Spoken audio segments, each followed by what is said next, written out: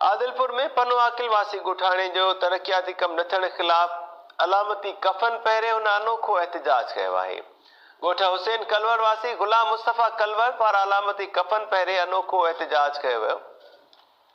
ॻोठाणे जो चवणु आहे त वरियनि खां ॻोठ में तरक़ियाती कम न आहिनि थिया। चूंडियल नुमाइंदा वोट वठण बाद लड़ी न आहिनि आया। वधीक तफ़सील मालूम कयो था टाइम न्यूज़ आदिलपुर के रिपोर्टर माजिद अली कलवर खां। माजिद, छा अपडेट्स आहिनि ॻोठाणे जे एहतिजाज बाबति? जी महताब, ये पनवा लॻो ॻोठ हुसैन कलवर जो रहंदड़ गुलाम मुस्तफ़ा कलवर जेको सिंध जे मुख़्तलिफ़ इलाइक़नि मां एहतिजाज करण बाद आदिलपुर मेन चौक ते एहतिजाज कयो।